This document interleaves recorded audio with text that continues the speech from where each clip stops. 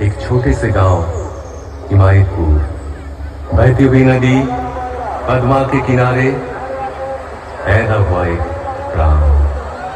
भले बुरे के विचार से विध्वस्त धरती को राह दिखाया, आए मुक्ति दिलाया।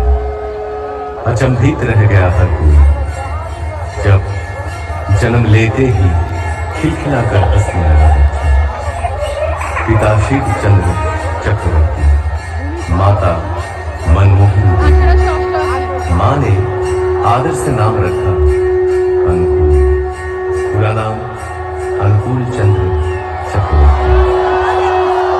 एक दिन पूजा के समय आसन में विग्रह की जगह खुद बैठ गए वे।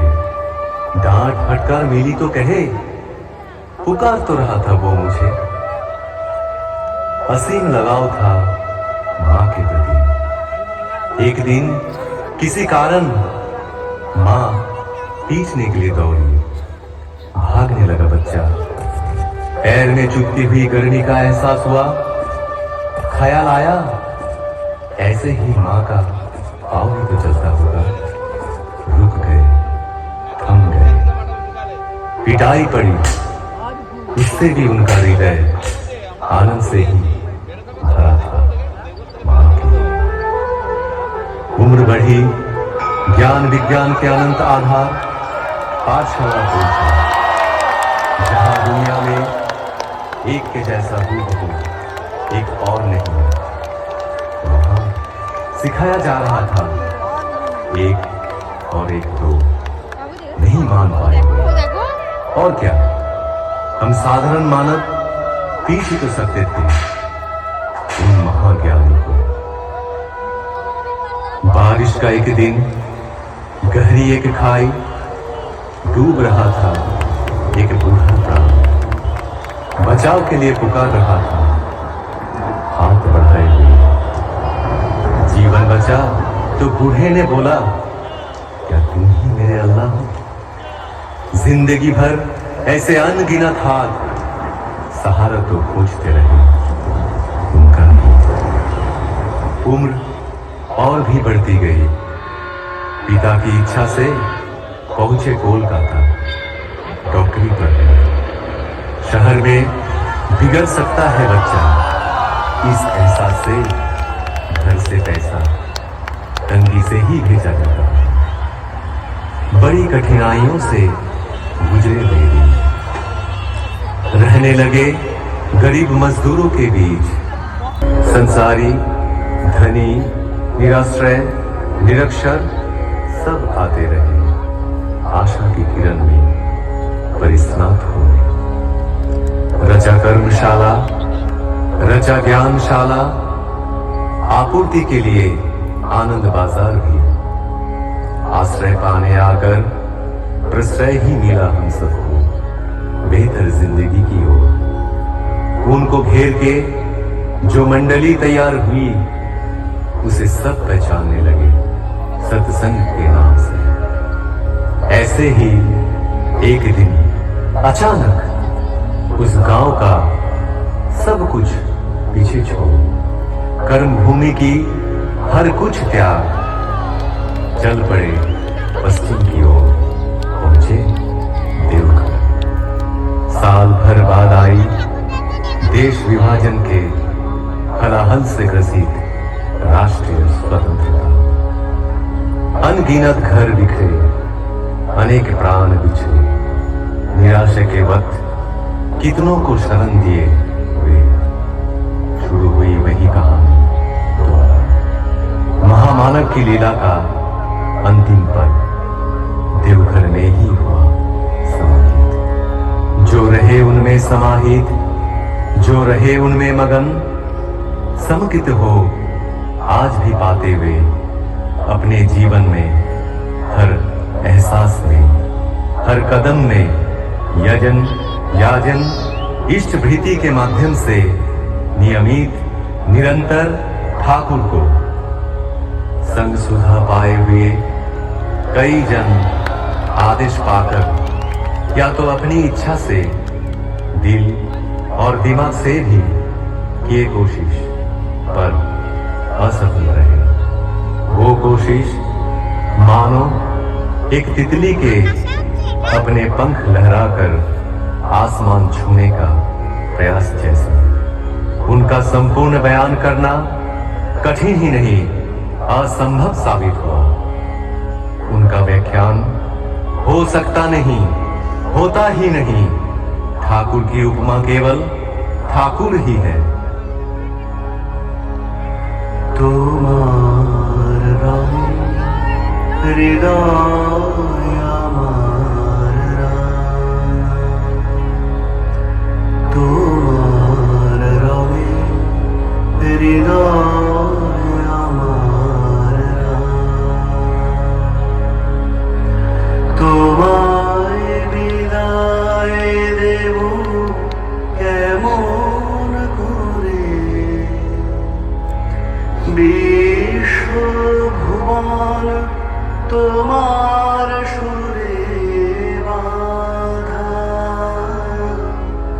সে সুরে মোর চিত্ত আছে ভরে। তোমার রঙে হৃদয় আমার রূপে তোমার মুগ্ধ আখি তারা, রসে তোমার আকাশ বাতাস ভরা, রূপে তোমার মুগ্ধ আখি তারা, রসে তোমার আকাশ বাতাস ভরা, গন্ধে তোমার হিল্লোলিত ধারা, গন্ধে তোমার হিল্লোলিত ধারা, পরশে মোর তনু থর থরে।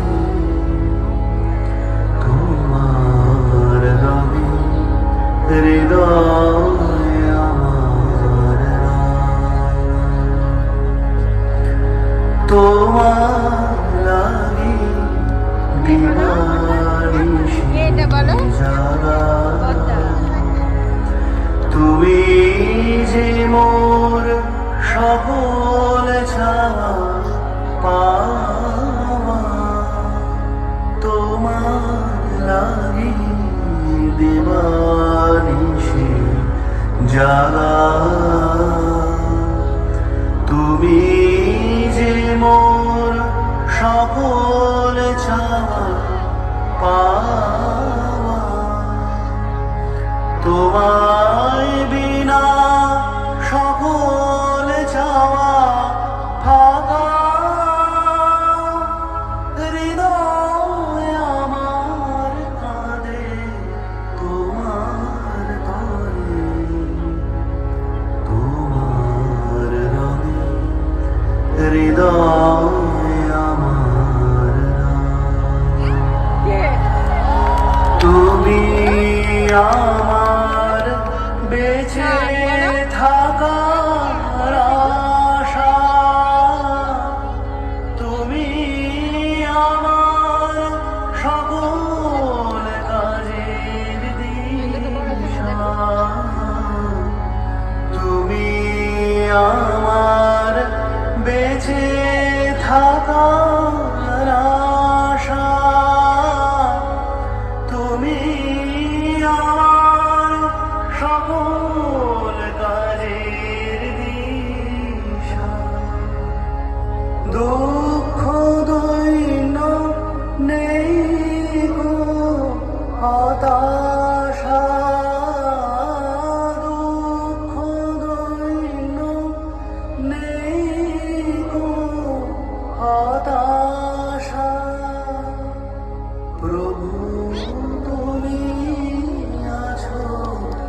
হৃদয়